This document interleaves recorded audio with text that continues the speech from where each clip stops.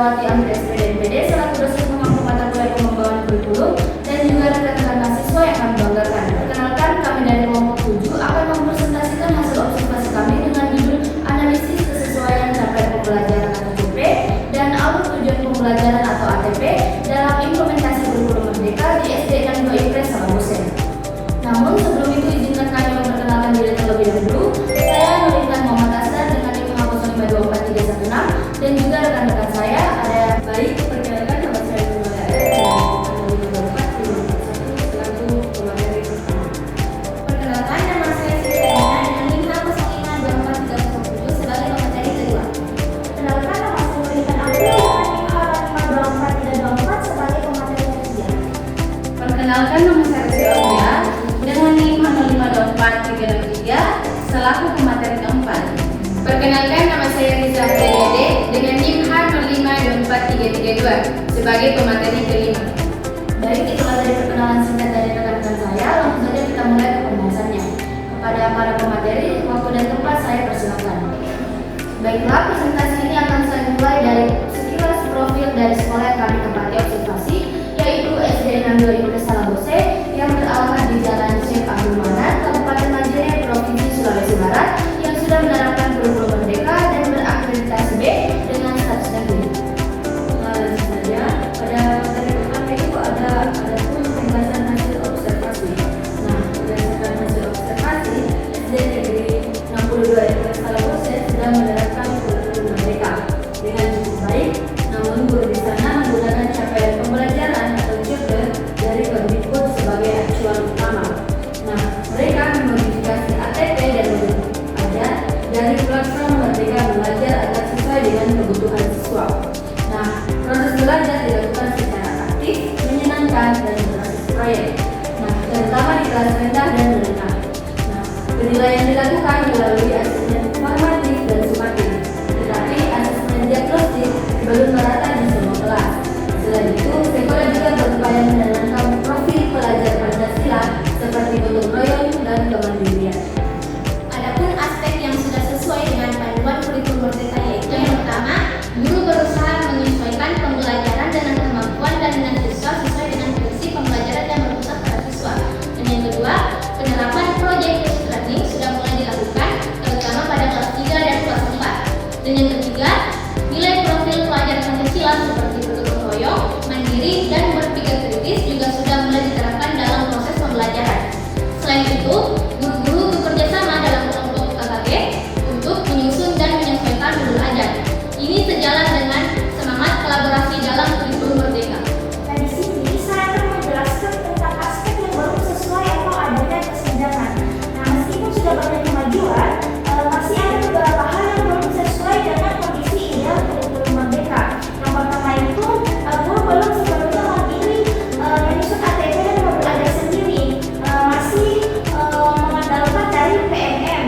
Yang kedua itu asesmen diagnostik belum dilakukan di semua kelas, padahal penting untuk mengetahui kemampuan awal siswa. Yang ketiga itu tidak semua guru mendapatkan pelatihan kurikulum Merdeka secara menyeluruh.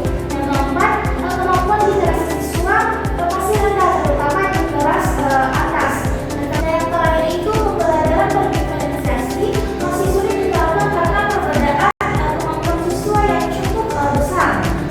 Jadi hal-hal ini menunjukkan adanya jarak antara praktik di lapangan dan panduan dari Kemdikbud. Nah, guru berusaha menerapkan kurikulum Merdeka, tetapi keterbatasan waktu, pelatihan, dan kemampuan siswa yang masih berbeda itu menjadi tantangan tersendiri bagi sekolah di SDN Impres Salabosen. Baik, di sini saya akan menjelaskan mengenai analisis penyebab kesenjangan. Penyebab utama kesenjangan antara praktik di sekolah SDN 62 Impres Salabosen ini dan panduan ideal kurikulum Merdeka adalah karena belum semua guru mendapatkan pelatihan dan pendampingan yang cukup tentang penyusunan CP, ATP, dan juga modul ajar. Akibatnya, guru lebih sering memodifikasi bahan dari platform Merdeka Mengajar daripada membuatnya sendiri. Selain itu, keterbatasan waktu dan banyaknya perbedaan kemampuan siswa, terutama dalam hal membaca, membuat pembelajaran berdiferensiasi, sarana belajar yang terbatas, dan waktu proyek yang singkat juga menjadi hambatan dalam menjalankan kegiatan berbasis proyek secara maksimal. Secara keseluruhan, guru masih dalam tahap menyesuaikan diri dengan konsep fleksibilitas dan pembelajaran yang berpusat pada siswa seperti yang diharapkan oleh kurikulum merdeka ini. Baik, ada pun rekomendasi perbaikan hasil observasi dari kelompok kami. Yang pertama yaitu guru perlu melakukan asesmen diagnostik setiap awal semester agar guru mengetahui kemampuan awal siswa. Yang kedua yaitu perlu diadakan penyusunan pembuatan modul ajar agar sesuai dengan kondisi siswa. Yang ketiga adalah penting adanya program intervensi literasi bagi siswa yang belum lancar membaca. Yang terakhir, guru perlu melakukan kolaborasi dalam KKB atau kelompok kerja guru dan melakukan refleksi rutin agar pembelajaran lebih efektif. Nah, adapun refleksi dari kelompok kami yaitu melalui kegiatan observasi ini kami belajar bahwa penerapan kurikulum merdeka bukan hanya tentang dokumen, tapi tentang bagaimana guru menerjemahkan kurikulum sesuai dengan kebutuhan dan kondisi nyata siswa di kelas. Baiklah teman-teman, dari hasil presentasi kami dapat disimpulkan bahwa kurikulum merdeka di SD 6 JMP Sulawesi sudah berjalan cukup baik. Namun masih ditemukan beberapa kesenjangan seperti asesmen diagnostik yang belum rata dan kemampuan membaca siswa yang masih rendah. Dan dari hasil observasi kami merekomendasikan bahwa asesmen diagnostik harus diterapkan secara rutin pada awal pembelajaran dan juga pelatihan mandiri bagi guru untuk belajar. Baiklah teman-teman, itulah tadi hasil presentasi dari kelompok kami. Semoga apa yang kami presentasikan dapat bermanfaat bagi teman-teman yang memiliki tanya.